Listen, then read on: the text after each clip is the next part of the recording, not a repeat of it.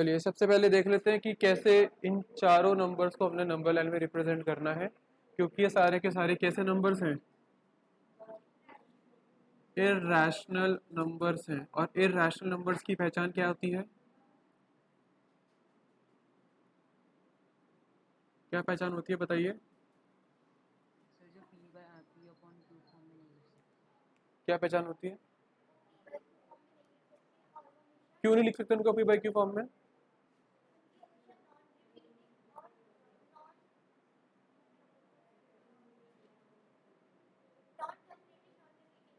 क्योंकि वो non terminating non repeating होते हैं, इसलिए पी बाई क्यू में लिखे नहीं जा सकते। बिल्कुल सही बोला।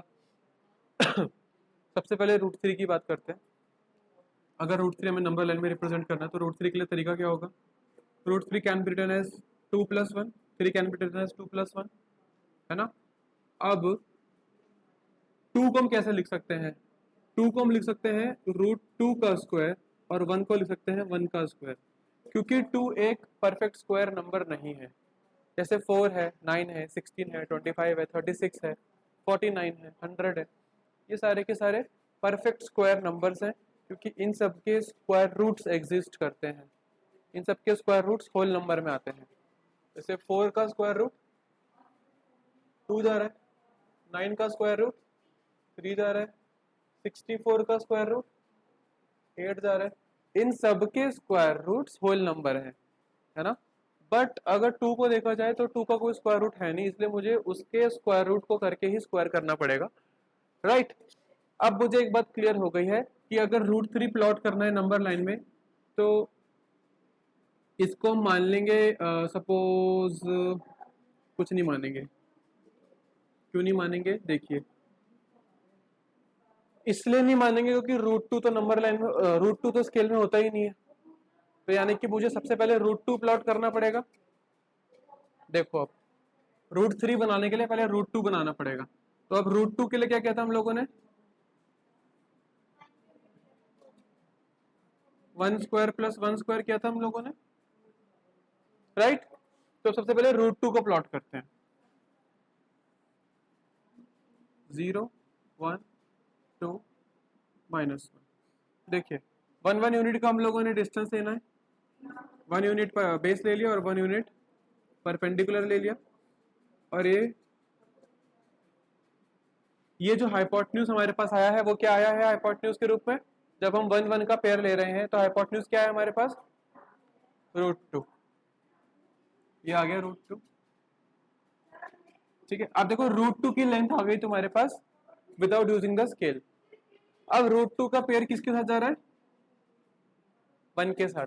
तो तुम्हें क्या करना है, इस पॉइंट पर ध्यान से सुनना सभी बच्चे, इस पॉइंट पर हमें 1 सेंटीमीटर का परपेंडिकुलर ड्रॉ करना पड़ेगा। कॉपी को अपनी टेढ़ी कर लेना, फिर जैसे हम लोग बनाते हैं ना, ऐसे फिर ऐसे ऐसे जो परपेंडिकुलर ड्रॉ करते हैं, तो वो 1 सेंटीमीटर का परपेंडिकुलर आएगा। यहाँ पर 1 सेंटीमीटर का परपेंडिकुलर आएगा। And what we will do, इससे कनेक्ट कर देंगे। अब देखो √2 और 1 के कॉम्बिनेशन से, √2 और 1 के कॉम्बिनेशन से हमें क्या मिलेगा? √3 मिलेगा। ये आ गया √3, यानी कि 0 से लेके a तक हमारे पास जो लेंथ आई है दैट इज √3। बात समझ में आई? वापस से बताओ। देखो हमें √3 बनाना था, √3 के लिए हमारे पास एक ही कॉम्बिनेशन था 2 और 1 का, और उसको भी हमने जब स्क्वायर रूट के फॉर्म में लिखा तो √2 का स्क्वायर और 1 का स्क्वायर जा रहा था। अब क्योंकि √2 हमारे पास स्केल में नहीं होता है, इसलिए मुझे सबसे पहले √2 को ही बनाना पड़ेगा अपनी नंबर लाइन पे, ठीक है। √2 को नंबर लाइन पे बनाया मैंने 1 और 1 के कॉम्बिनेशन से, √2 की लेंथ आ गई मेरे पास। अब √2 जो है इस ट्राइंगल के लिए AOB ट्राइंगल में √2 जो है एक बेस का काम कर रहा है, √2 जो है बेस का काम कर रहा है, और ए बी जो है किसका काम कर रहा है? परपेंडिकुलर का काम कर रहा है। √2 हमारे लिए यहाँ पर बेस का काम कर रहा है और 1 सेंटीमीटर हमारे लिए परपेंडिकुलर का काम कर रहा है। हमने यहाँ पर 1 सेंटीमीटर की लाइन ड्रॉ करी है। नाउ ए और ओ को कनेक्ट किया तो AO से हमें क्या मिल गया? √3 मिल गया, जो कि यहाँ पर हाइपोटेन्यूज है, ओ पर कंपास रखेंगे, ए तक खोलेंगे और फिर एक आर्क ड्रॉ करेंगे हल्के हाथ से बिल्कुल। ये जो पॉइंट आएगा अपने पास, this is √3 on number line. और ये जो मेथड हम लोगों ने फॉलो किया है, इस मेथड का नाम होता है स्पाइरल मेथड।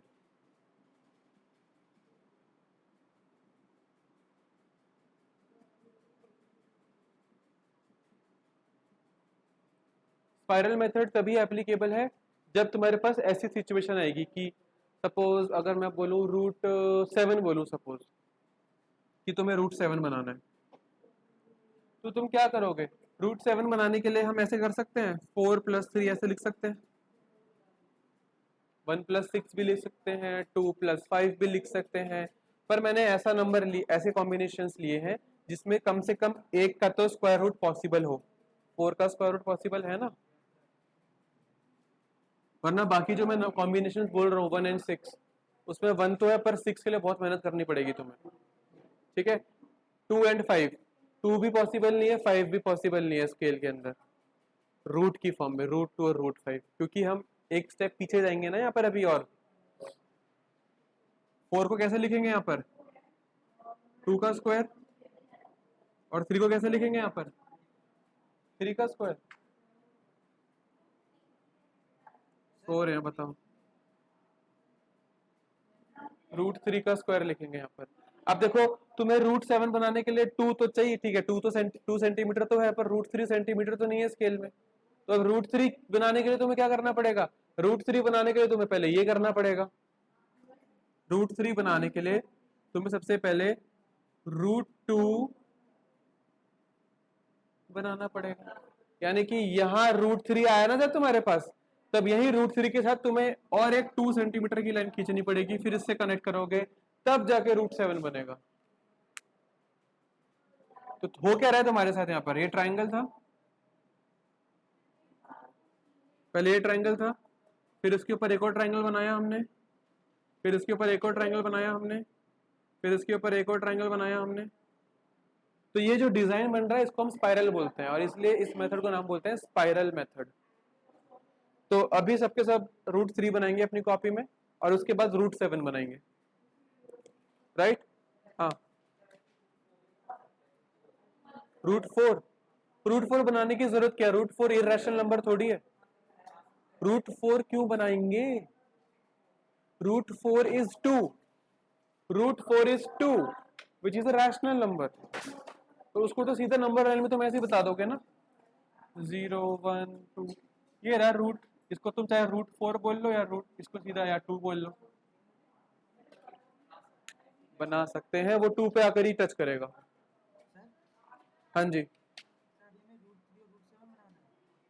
पहले √3 बनाएंगे सभी बच्चे, चेक कराएंगे, और उसके बाद √7 बनाएंगे।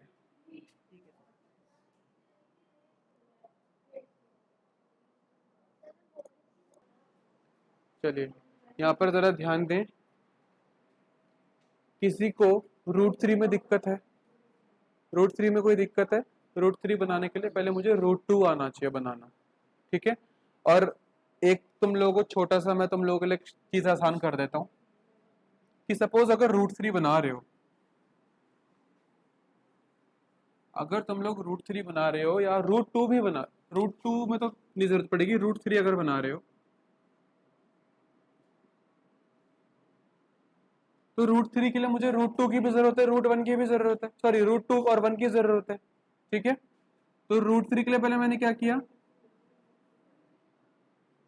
√2 बना लिया 1 सेंटीमीटर और 1 सेंटीमीटर के हिसाब से √3 के लिए। अब यहाँ जो मैं परपेंडिकुलर बनाता हूँ, कुछ बच्चे कंपास का इस्तेमाल करते हैं और कुछ बच्चे बिल्कुल फ्री हैंड से बनाते हैं, ठीक है? जिनको कंपास में हाथ बैठा हुआ है, वेल एंड गुड, वैसे ही बनाओ। जिनको थोड़ी सी मुश्किल हो रही है, वो इस बात का ध्यान रखो कि यहाँ से जो √2 के लिए मैं 1 सेंटीमीटर की लाइन ले रहा हूँ, वो 1 सेंटीमीटर की लाइन जो है बिल्कुल एक पर्टिकुलर एल बनना चाहिए यहाँ पर, ठीक है? पर्टिकुलर, जैसे ये एक एल जा रहा है ना, ऐसा कुछ नहीं चलेगा। एक 90 डिग्री बनना चाहिए। 90 डिग्री लाइन हमेशा सीधी खड़ी होती है, स्लांटिंग खड़ी नहीं होती है। तो ये वाली लाइन जो है ये 90 डिग्री नहीं है, ये 90 डिग्री है, ये 90 डिग्री है। तो यहां से जो तुम अंदाजे से बनाओगे, अपने एक लाइन बनाओगे 1 सेंटीमीटर की, ये तुम्हें डिसाइड करना है कि मुझे कितना आगे की तरफ रखना है, कितना पीछे की तरफ रखना है स्केल को, सो दैट ये एक प्रॉपर एल शेप में बने। क्योंकि एल शेप में ही परपेंडिकुलर आता है। एल शेप क्या है? What is L shape? This is perpendicular line on base which is standing straight. समझ रहे हो बात मेरी? नहीं आया ना, बोलो ना, समझ में आ गई बात? Yes sir, yes. और इसको नाम भी देना शुरू करो, 0 A B C, इसको कनेक्ट कर दो, ठीक है। फिर O से C तक तुमने कंपास खोलना है एंड उसके बाद एक आर्क बना देनी है जो कि इस पॉइंट को √3 बता रही है हमें। ऐसे मैंने अभी √7 दिया था। √7 के लिए देखो क्या जरूरी था। √7 के लिए हमने अभी कैलकुलेशन देखी थी कि √7 के लिए 4 + 3, एक स्टेप और पीछे जाना है क्योंकि हमें स्क्वायर की फॉर्म में लेना होता है नंबर को। तो 4 को कैसे लेंगे? 2 के स्क्वायर में, √2 क्यों बोला? 4 को लेंगे 2 के स्क्वायर में और 3 को लेंगे √3 की फॉर्म में। अब देखो √7 अगर बनाना है तो 2 सेंटीमीटर तो है मेरे पास स्केल में, पर √3 नहीं है। तो मेरे लिए अब समस्या क्या है कि ये जो मेरे पास √3 आया है, इस √3 के साथ मुझे क्या कॉम्बिनेशन लेना है? 2 सेंटीमीटर की मेजरमेंट लेनी है। तो अब मैं यहाँ पर जो सीधी लाइन बनाऊंगा 2 सेंटीमीटर की, वो बिल्कुल एक एल बननी चाहिए, तभी तुम्हारी जो लोकेशन है वो एक्यूरेट होगी। समझे मेरी बात? सर तो हिला के बोल दो, ऐसे कर दो या ऐसे कर दो, दर्द है? ठीक है, ये 2 सेंटीमीटर की लाइन आ गई, इसको कनेक्ट कर दो। √3 और 2, √3 और 2 के कॉम्बिनेशन से हमें क्या मिल रहा है? √3 और 2 के कॉम्बिनेशन से हमें क्या मिल रहा है? हमें √7 मिल रहा है। इसको नाम दे दो D। अब होमवर्क सभी बच्चे ध्यान से सुने। एक ही नंबर लाइन में √2, √3, √5, √7, ये सारे के सारे रिप्रेजेंट करने हैं, √2, √3, √5, √7। और अपने डायग्राम को अच्छा बनाने के लिए तुम 1 सेंटीमीटर ना लेके 1 इंच लेके सॉल्व करोगे तो बड़ा बनेगा और सुंदर बनेगा। तो 1 इंच को तुम लोग लेकर सॉल्व कर सकते हो। √2, √3, √5, √7। ये यहाँ पर मैं स्पाइरल मेथड को खत्म कर रहा हूँ, बंद कर रहा हूँ। इसके बाद में स्पाइरल मेथड डिस्कस नहीं करूंगा, होमवर्क चेक करूंगा तुम लोगों का क्या प्रॉब्लम आ रही है वो डील करूंगा उसके साथ। नेक्स्ट क्लास में we will start with exercise 1.3, ठीक है। और होमवर्क में एग्जाम्पलर में से बता देता हूँ क्या करना है। होमवर्क सभी बच्चों का एग्जाम्पलर में से ये रहेगा। एक्सरसाइज 1.1 एग्जाम्पलर का बता रहा हूँ, नोट कर लेंगे सभी बच्चे। एक्सरसाइज 1.1 में से क्या क्या बनाना है? एक्सरसाइज 1.1 में से बनाना है क्वेश्चन नंबर 1 से लेकर क्वेश्चन नंबर 7 तक, क्वेश्चन 1 से क्वेश्चन 7 तक, ठीक है। फिर उसके बाद एक्सरसाइज 1.2 नहीं करनी है फिलहाल। एक्सरसाइज 1.3, एक्सरसाइज 1.3 में से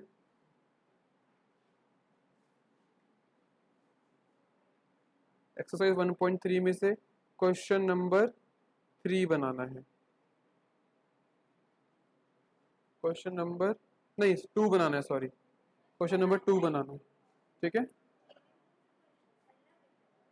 अलग है। क्वेश्चन नंबर 2 मेरे में ये है, find 3 rational numbers between -1 and -2। तो ये तो बताओ, बनाने का मतलब है सॉल्व करना है, ठीक है। एक्सरसाइज 1.1 क्वेश्चन नंबर 1 से लेकर 7 तक, एक्सरसाइज 1.3 क्वेश्चन नंबर 2 तक, क्वेश्चन नंबर 2 ओनली, 2 तक नहीं, क्वेश्चन नंबर 2 ओनली। लिख लिया? ये एक होमवर्क एग्जाम्पलर में से है, एनसीईआरटी में से नहीं है, right. So thank you everyone, and किसी को कोई भी प्रॉब्लम होगी इन सवालों में मुझसे ज़रूर पूछना, ठीक है। Thank you.